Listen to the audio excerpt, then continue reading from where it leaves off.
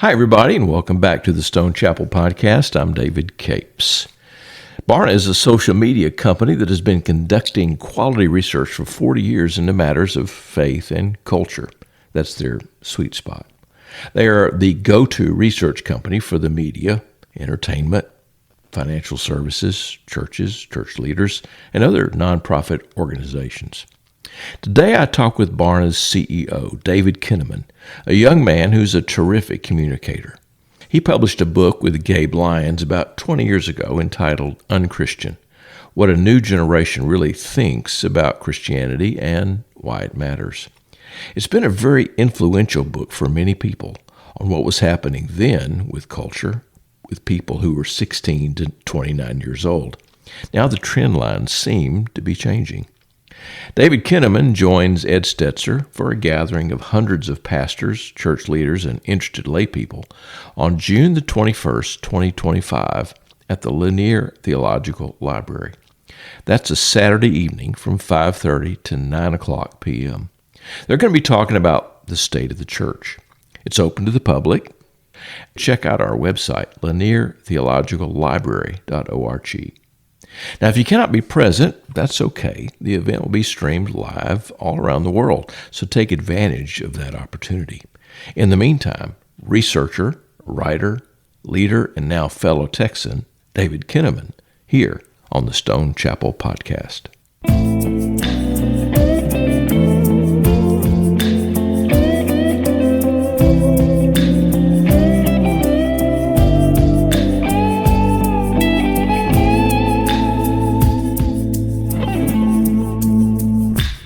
Hi, everybody. My name is David Kinnaman. I'm CEO of Barna, and I've had the privilege of doing that for 30 years. So I started in 1995. I'm also a dad of three amazing kids, Emily, Annika, and Zach. And I'm also a widower. My wife passed away a number of years ago from cancer, so that's part of our story. And, the Lord's been good in the midst of all that. But the privilege of serving the Lord through Barna and being an author and a speaker and a researcher is a lot of fun, and it has its ups and downs sometimes, but it's a great privilege to be able to share with Christian leaders what God is doing in the world.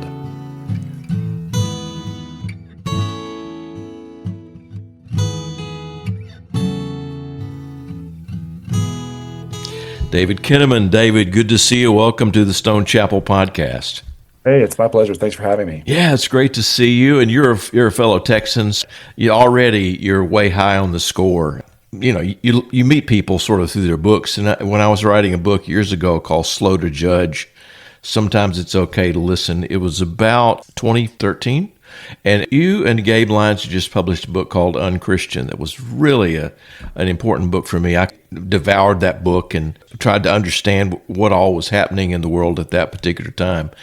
I've gotten to know you through that, and you've been with Barna now for a time, and you've been doing some great work. But I want our folks to know about you, and I want them to know also a bit more about Barna, its mission.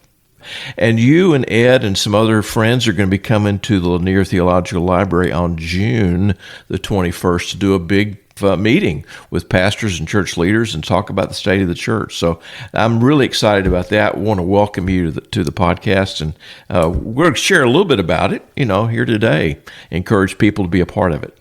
Thanks for having me. Great to be here. Okay, Barna. People have heard of that Barna. Maybe they read about it in the New York Times. Maybe they saw it on Fox or some other news outlet. Maybe the pastor has quoted some research from Barna. Tell us what Barna is. Well, we're a social research company. We were started by a man by the name of George Barna, a great research leader, writer, a boss and mentor and friend of mine.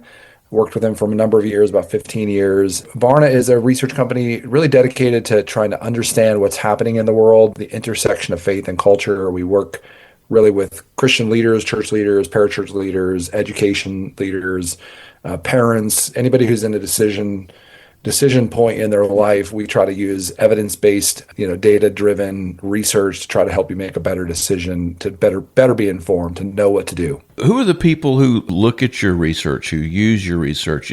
And you talked a little bit about how they did it, but who are some of those people? Well, we've worked with a wide range of different clients and organizations, churches, nonprofits, financial services organizations. We've done some work with entertainment organizations, film studios, music companies. Often we'll be hired to try to help people understand their audience. One of the core ideas behind research is being able to listen to someone else, and to be able to hear someone else's story. That's taken the shape of a lot of different things. So market research, which is one of the kinds of expressions of research, is understanding your market, or social research is understanding the sociology of the people around us.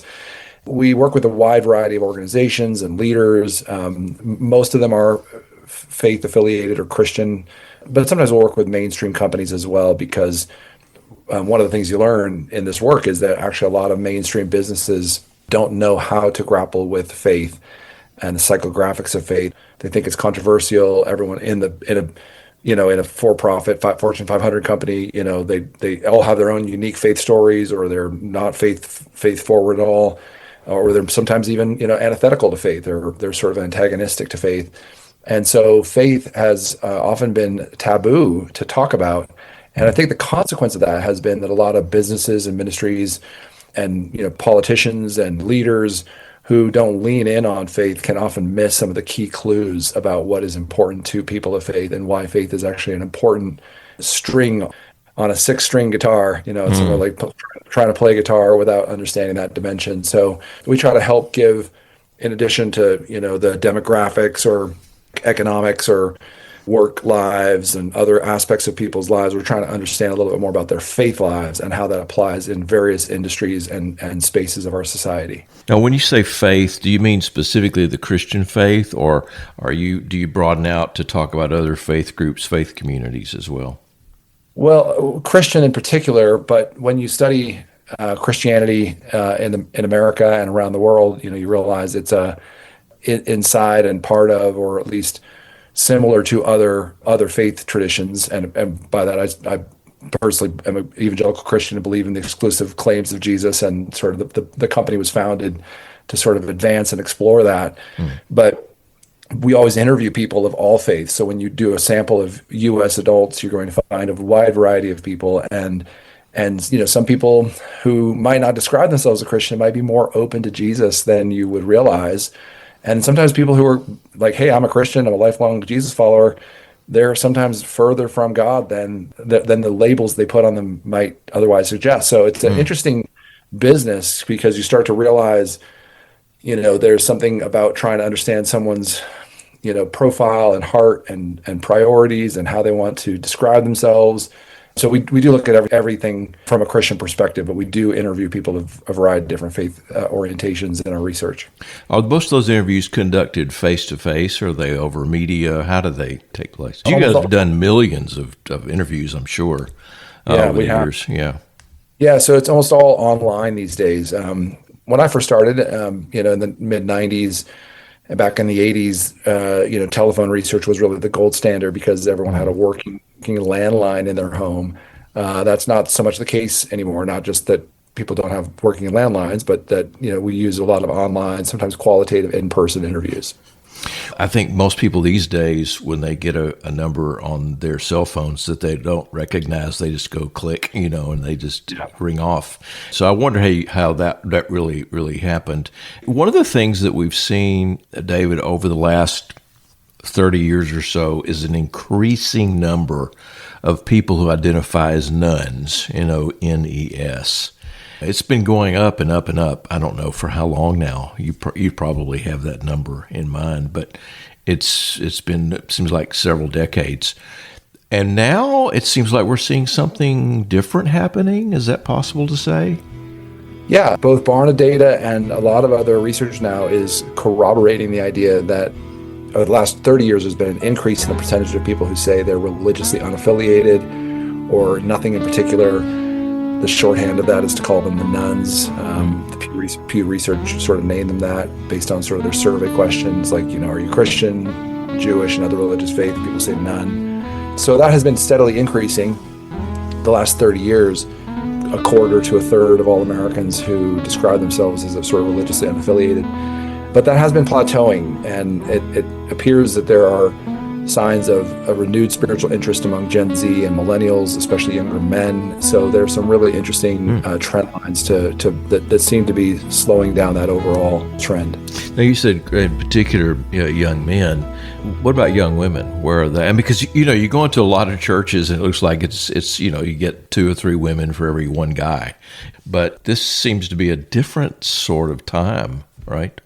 Yeah, the data is telling us that, among people under 30, women are less likely to attend church and to be religiously affiliated in the same ways that they were. Like the nuns that we just were talking about, there is a higher proportion of religiously unaffiliated among young women, 18 to 24, and among 13 to 17. So that is the first time in our history, and I think in a lot of social history, that you would sort of experience women being less religiously active in the traditional ways than men. Now, if you go into a traditional church, again, you have to sort of think like a researcher. And if you're just looking for men versus women, there still will be more women than men, but there will probably be, on average, fewer younger women than there would be 20 years ago in that church. And that, I think, is the really important thing for us to be paying attention to. Is there's something about young women being less likely to volunteer for churches and for nonprofits. There's something about their sort of disaffiliation from church. They're sort of skeptical in some important ways that we have to pay attention to. And it really is a unique, just sort of stop the presses. Stop the presses! There's not been a time in our, again, social history where we sort of see young women being less religiously inclined. And I think that's going to have a huge kind of canary in the coal mine in the coming years for how women think about, engage as mothers and working women, and all sorts of, as singles. There's going to be a big sort of important question for how the church can make the meaningful connections with women and young women that it needs to for the future. Is there any distinction in the data at this point between those who are married and those who are single? Is there anything going on with that?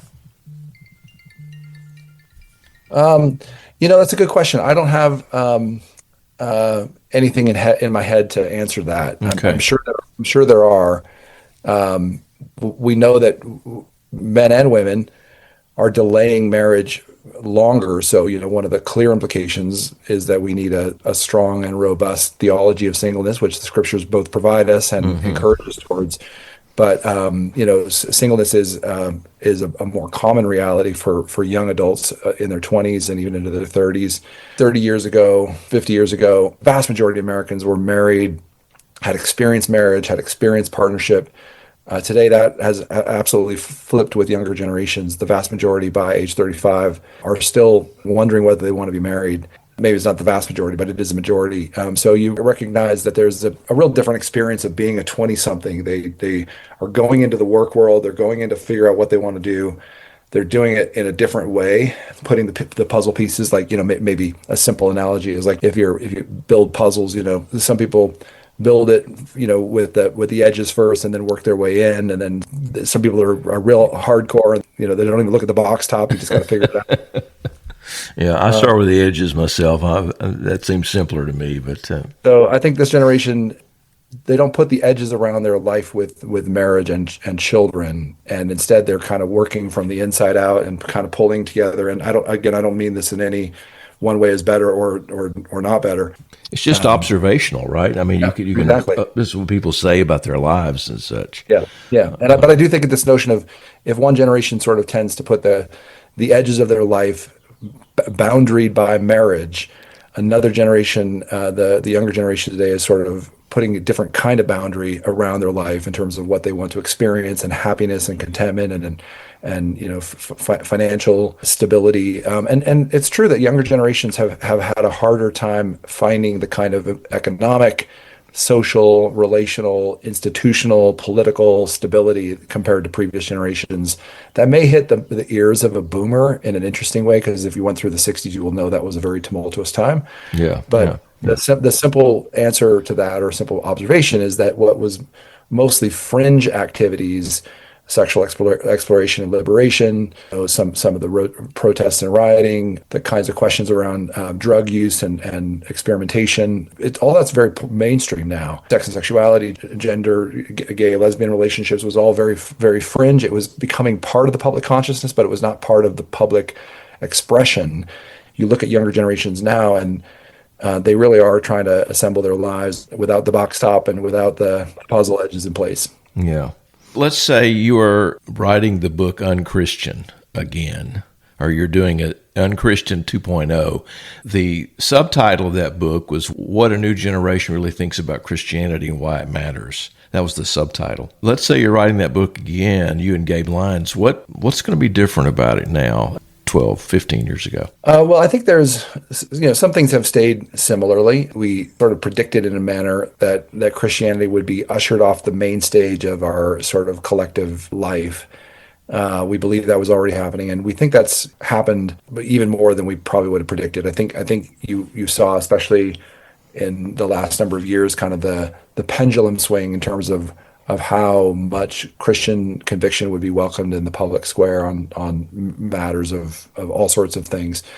So I think that's been similar, and also that acceleration has happened pretty expansively, especially I believe through the power of social media and technology. Even though the platform itself is neutral, the people on it and the powers of our present age are certainly advancing certain kinds of ideas antithetical to Christian belief and practice and the kind of flourishing life I think that Jesus has for us. I think the ideas that Christianity is still irrelevant and extreme are even more the case with certain segments of the population. There's even greater skepticism towards evangelicals. I have mixed feelings about that word and brand. I actually think that the kinds of core concepts of what it means to be an evangelical are more important than ever, of being faith forward, of wanting to be adaptive into our society, trying to bring the gospel and the good news into people's hearts and into our culture, being persuasive about the gospel, caring about people's both their salvation and the community that we live in and the flourishing life. But I think we would see a little period at the end of the sentences while some of the trends that we predicted, and the book came out in 2007 actually, while some of those things have been probably more true than we expected, and we took a lot of arrows for predicting some of those things. The truth is that the last two or 3 years, we've seen a really interesting upsurge in the percentage of Gen Zers who believe that they made a commitment to Jesus. There's a kind of a spiritual openness.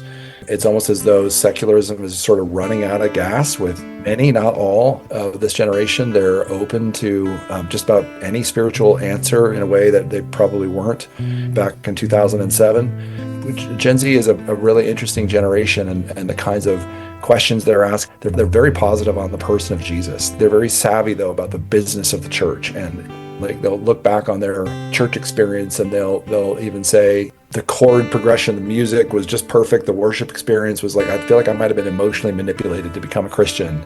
The deconstruction of our time is quite widespread and quite profound. So we've got to be very careful to convert people, heart, mind, body, and soul. Not just a raising of the hand or a coming forward, but to be persuaded this matters in all of our lives. To our mind, to our heart, to our soul, to our relationships. One way we've said this is that people need to be convinced of the apologetic of not just the truth of the gospel, but also the goodness of the gospel and the beauty of the gospel. And so following Jesus is not just a series of truthful propositions, but also about the kinds of lives we lead, the kinds of good we can do in the world because Jesus calls us to that. The true, the good, and the beautiful. So this sounds like some great stuff that you and Ed Stetzer and John Plake and Nicole Martin are going to be sharing when you come to Houston in just a few weeks. Yeah, I cannot wait. Yeah, this is the kind of stuff we will be talking about, the state of the church, some of the trends that are defining some of this upsurge, so sort of an unpredictable moment of spiritual change, and the fact that young people are leading the way. I mean, what great news, what a privilege it is to see God moving in some fresh ways in our society today. Yeah. Well, I'm excited, and it's a real pleasure to meet you, David, and to have a chance to talk. I look forward to seeing you face to face as we welcome hundreds of pastors and church leaders to our place here at the Lanier Theological Library on June the 21st, 2025. Now, if you're listening to this podcast after the fact, you can always find us. You can always find us, not only the podcast, but also our videos at Lanier Theological Library. You can find those on our YouTube channel, so be sure to check that out. Thank you so much, David, for being with me today here on the Stone Chapel Podcast. My pleasure, David. Thank you so much. What an honor for me to speak with David Kinnaman. I've been a fan of his work for years. Now, he and Ed Stetzer, along with Nicole Martin and John Blake, other people we want to introduce you to, will be at the Lanier Theological Library. They're going to be speaking on June the 21st, 2025. That's the longest day of the year. It's downhill for Mr. Sun after that. Go to our website, laniertheologicallibrary.org, for the details. Watch our social media. Join us for that event. If you want more information about Barna Research, that's pretty easy. Just go to barna.com. That's BARNA.com. You can subscribe there to all of their fantastic resources. Thanks to our podcast team and friends at the Lanier Theological Library. That includes Kathy Capes, Jessica Mauser, Phil Keggy, and Jana Firestone. We can't do this without them. Until next time, I'm David Capes. Thanks for listening.